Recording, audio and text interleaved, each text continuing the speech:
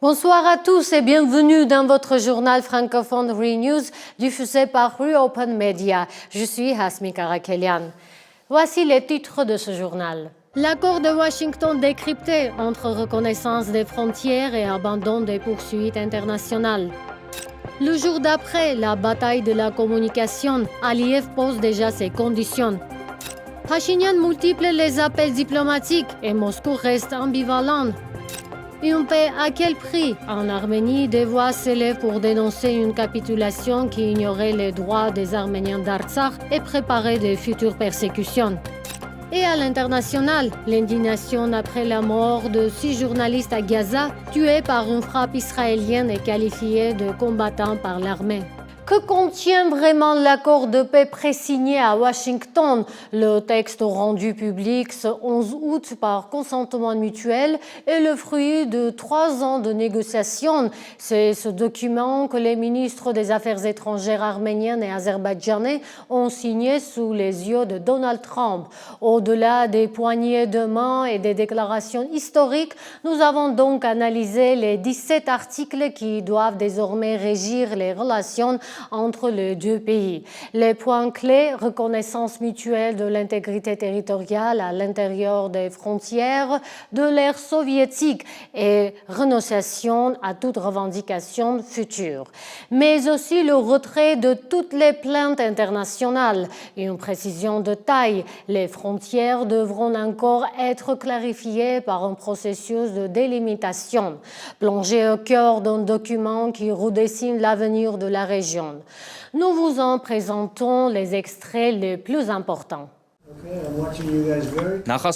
L'accord pré-signé par les ministres des Affaires étrangères et sur lequel l'Arménie et l'Azerbaïdjan négociaient depuis 3 ans a été publié par consentement mutuel. Il comporte 17 articles. Le texte débute par une référence au document fondateur de l'OMIL, de l'OSCE et à la déclaration d'Alma-Ata. L'article 1er stipule que les parties reconnaissent les frontières des républiques de l'ère soviétique. Article 2. Conformément à l'article 1, les parties confirment qu'elles n'ont aucune revendication territoriale l'une envers l'autre et ne formuleront aucune revendication de ce type à l'avenir. Les parties n'entreprendront aucune action, y compris la planification, la préparation, l'encouragement et le soutien de telles actions visant à démembrer ou à porter atteinte en tout ou en partie à l'intégrité territoriale ou à l'unité politique de l'autre partie. L'article 3 stipule que les parties s'abstiendront de recourir à la menace ou à l'emploi de la force contre l'intégrité territoriale ou l'indépendance politique de l'autre. Elles n'autoriseront aucune tierce partie à utiliser leur territoire pour recourir à la force contre l'autre partie. Le 4e article précise que les parties s'abstiendront de s'ingérer dans les affaires intérieures de l'autre. Article 6. Les parties négocieront de bonne foi en vue de la conclusion d'un accord sur la délimitation et la démarcation de la frontière d'État entre les parties. L'article 7 stipule que les parties ne déploieront aucune force tierce le long de leurs frontières communes et qu'avant la délimitation et la démarcation, elles mettront en œuvre des mesures de confiance et de sécurité mutuellement convenues, y compris dans le domaine militaire, afin de garantir la sécurité et la stabilité dans les zones frontalières. Article 8. Les parties condamneront et lutteront contre l'intolérance, la haine raciale et la discrimination, le séparatisme, l'extrémisme violent et le terrorisme sous toutes leurs formes. L'article 9 concerne les personnes portées disparues. Les parties échangeront des informations à leur sujet. Elles s'occuperont également de la recherche et de la restitution des dépouilles. Mais les modalités relatives à ces questions seront négociées et détaillées dans un accord séparé. Article 12. Aucune des parties ne peut invoquer les dispositions de sa législation nationale pour justifier le non-respect de ce présent accord. Une commission arméno-azerbaïdjanaise sera créée pour superviser la mise en œuvre de l'accord. Dans le mois suivant son entrée en vigueur, les parties retireront ou résoudront toutes les plaintes et procédures interétatiques présentées devant toute instance juridique et concernant les problèmes existants avant la signature. Elles s'engagent à ne plus initier de telles procédures et à ne pas s'impliquer dans celles qui seraient initiées par des tiers. En plus du retrait de toutes les plaintes, les parties s'engagent également à ne mener aucune action hostile l'une contre l'autre dans les domaines diplomatiques, informationnels et autres, et à tenir des consultations régulières à cette fin. David Sarksian, Reopen Media.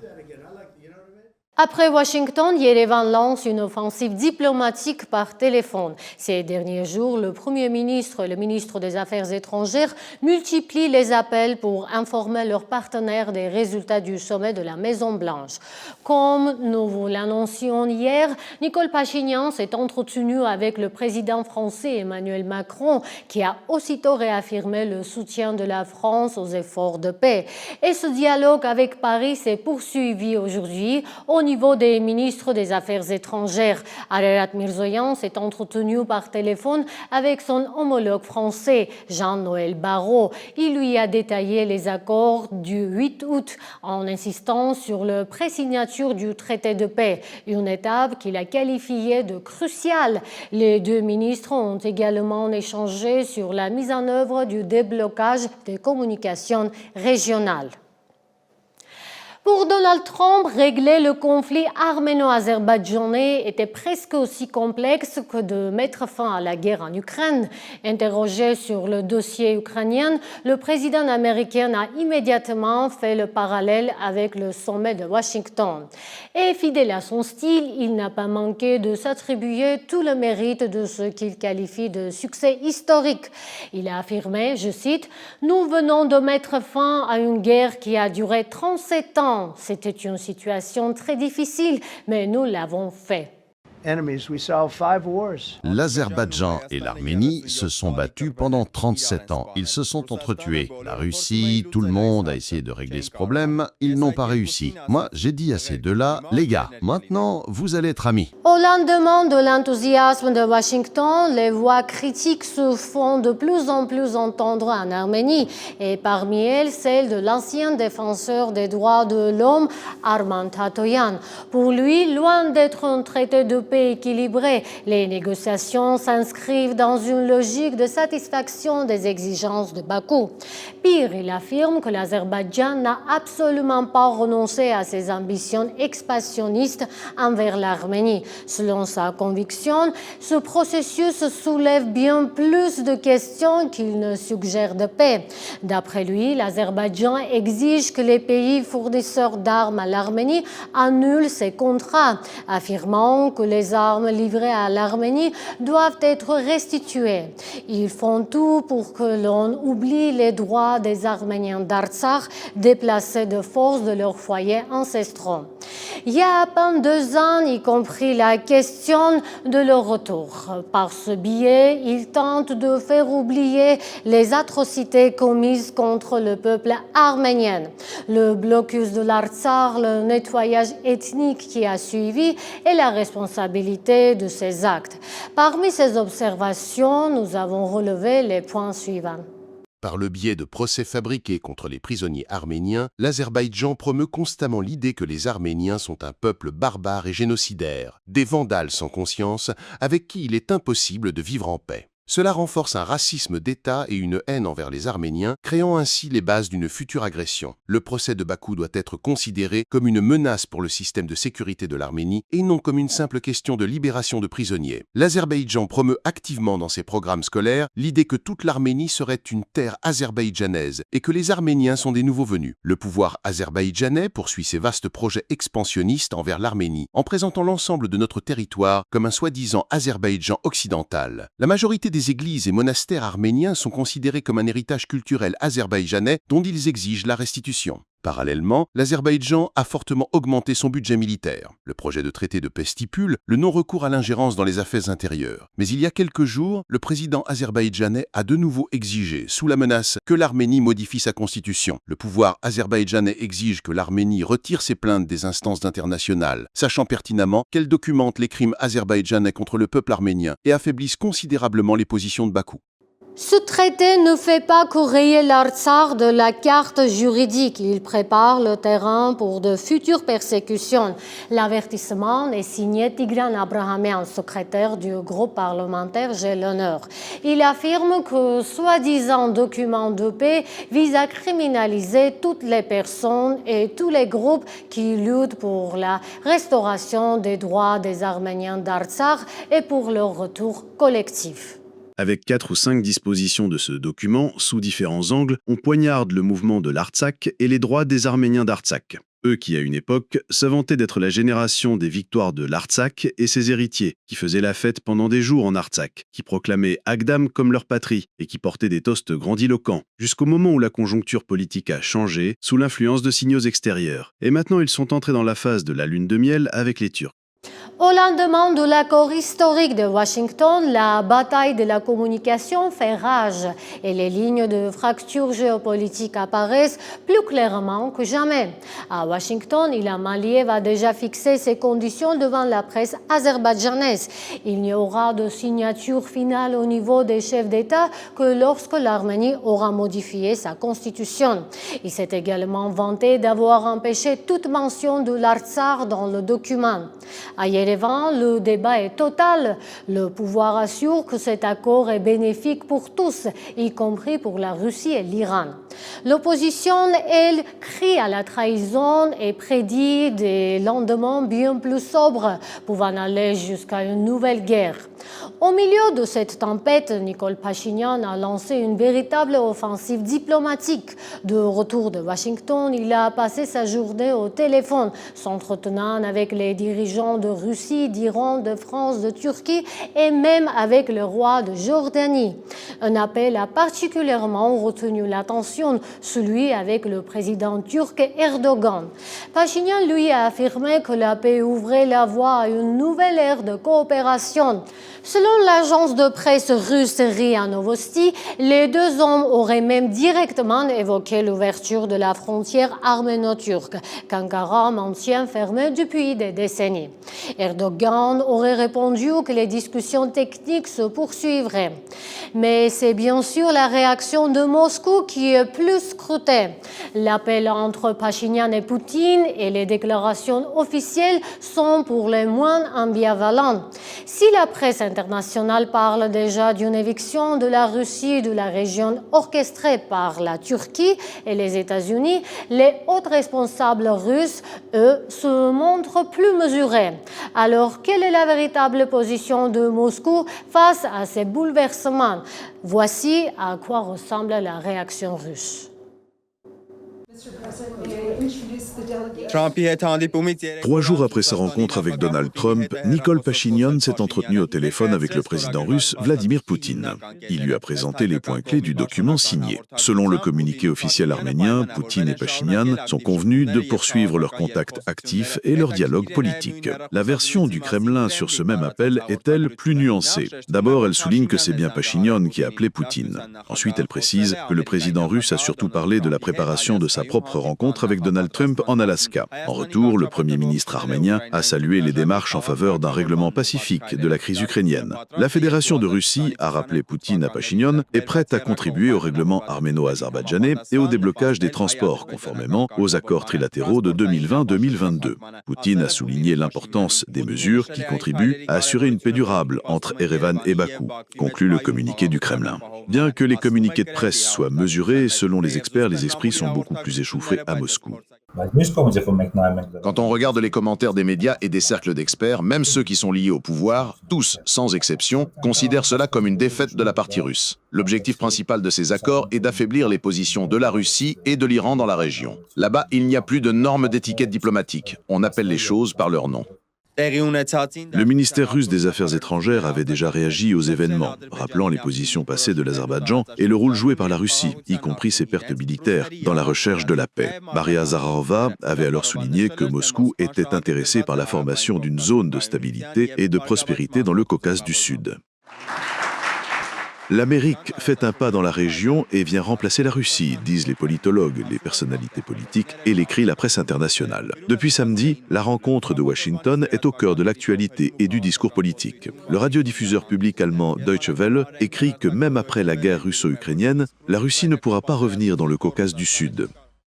Après les événements de la semaine dernière, Ankara et Washington sont devenus les principaux acteurs géopolitiques dans la région du Caucase du Sud. Ce sont eux qui influenceront activement son avenir, et non Poutine. Deutsche Welle conclut, Trump et Erdogan ont chassé la Russie du Caucase du Sud. Une thèse à laquelle la porte-parole du ministère russe des Affaires étrangères avait déjà répondu. La meilleure option pour résoudre les problèmes du Caucase du Sud est la recherche et la mise en œuvre de solutions élaborées par les pays de la région eux-mêmes, avec le soutien de leurs voisins immédiats, la Russie, l'Iran et la Turquie. Elle avait également souligné que l'Arménie était membre de l'Union économique eurasienne et que la frontière arméno-iranienne était gardée par des gardes-frontières russes. D'un côté, les commentaires officiels étaient mesurés, mais de l'autre, il y avait des allusions claires que la Russie allait essayer de comprendre comment cela correspondait à ses intérêts et qu'elle tenterait de prendre certaines mesures pour restaurer ses positions. Le député de la Douma d'État, Konstantin Zatulin, a également réagi. Ni Pachinian ni Aliyev, chacun à sa manière, ne sont intéressés par la médiation russe, ni par l'influence de la Russie en Transcaucasie en général. Naturellement, dans cette situation, ils cherchent leur bonheur à l'étranger. Mais si Aliyev poursuit ses intérêts nationaux et ceux de la Turquie, Pachinian, lui, trahit tout simplement ses compatriotes, ce qui n'est pas une première pour lui compte tenu de son expérience au Haut-Karabakh. Après la rencontre, Nicole Pachinian a répété que la formule adoptée à la Maison-Blanche avait été proposée de la même façon à la Fédération russe, rappelant l'existence d'un groupe de travail tripartite sur les communications régionales. Nous y avons toujours exprimé notre volonté de travailler dans cette logique, et il nous est resté incompréhensible de savoir pourquoi, au final, cela a été entravé de manière directe ou indirecte. Selon l'analyste Haïk Alatian, la Russie a souvent exprimé son intérêt pour un accord tripartite. J'ai vu le communiqué du MAE russe où il était question d'appliquer le point 9 de la déclaration tripartite à ces communications. Je me souviens même qu'une fois, le vice-premier ministre Vertchouk, qui représente la Russie dans la commission tripartite, a dit que ce serait très similaire au régime en vigueur à la frontière iranienne. Il y aurait des douaniers et des gardes-frontières russes, mais le contrôle souverain, douanier et autres de l'Arménie, sur les communications serait entièrement préservé. Après la rencontre de Washington, Volodymyr Zelensky et Ilham Aliyev n'ont pas manqué l'occasion de s'entretenir. Le président ukrainien a félicité Aliyev pour ce qu'il a qualifié de rencontre historique. Fait intéressant, Zelensky n'a pas appelé Pachinian, bien que l'Arménie, alliée de la Russie, n'ait pas hésité à envoyer de l'aide humanitaire à l'Ukraine. Quant à Aliyev, il s'apprête à envoyer une aide humanitaire de 2 millions de dollars à l'Ukraine. L'intensification de sa position anti-russe peut s'expliquer par les frappes aériennes russes sur une base pétrolière de la société Sokar et sur une station de compression de gaz ukréno-azerbaïdjanaise. La presse pro-gouvernementale, non sans instruction du pouvoir, lance des menaces. Si la Russie poursuit sa politique agressive contre les intérêts de l'Azerbaïdjan, alors Bakou commencera à envisager de lever l'embargo sur la fourniture d'armes de son arsenal à l'Ukraine. Écrit la presse citant des sources fiables. Les dirigeants européens tiendront une visioconférence avant la rencontre de vendredi en Alaska entre Trump et Poutine afin de coordonner leurs négociations avec le président russe dans le but de mettre fin à la guerre en Ukraine, a annoncé le porte-parole du gouvernement allemand. La veille, Trump avait déclaré que les parties au conflit étaient proches d'un accord qui pourrait résoudre ce conflit qui dure depuis 3 ans et demi. Selon Trump, l'accord pourrait inclure un échange de territoire dans l'intérêt des deux parties, ce qui suggère que l'Ukraine céderait une partie importante de son territoire. Le président ukrainien Volodymyr Zelensky et ses alliés européens considèrent un tel résultat comme inacceptable, affirmant que cela ne ferait qu'encourager l'agression russe.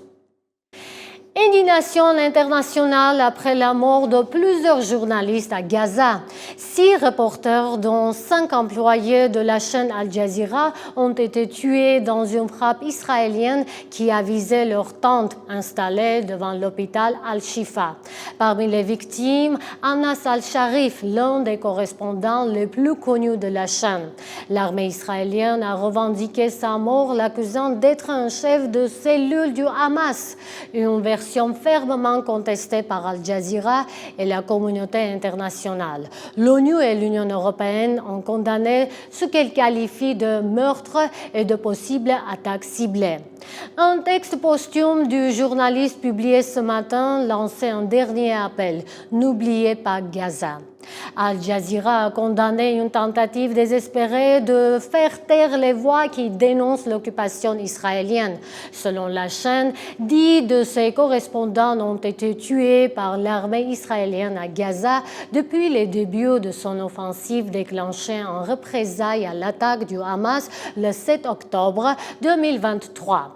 Lundi soir, le personnel d'Al Jazeera s'est réuni pour un hommage au siège de la chaîne à Doha. Parmi eux, le chef du bureau de la chaîne à Gaza, Wael al-Douda, dont la femme et les enfants ont été tués dans les frappes israéliennes, et le caméraman Fadi al-Vaidi, paralysé après avoir reçu une balle dans le cou.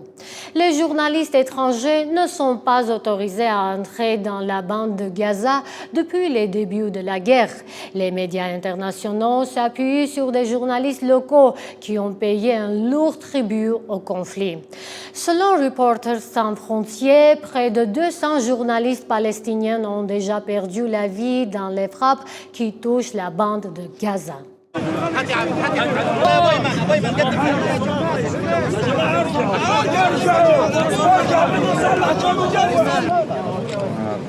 C'était l'essentiel de l'actualité en ce 12 août. Merci d'avoir suivi ReNews, l'édition francophone de Reopen Media. Je suis Hasmi Karakelian et je vous donne un rendez-vous demain. À très vite.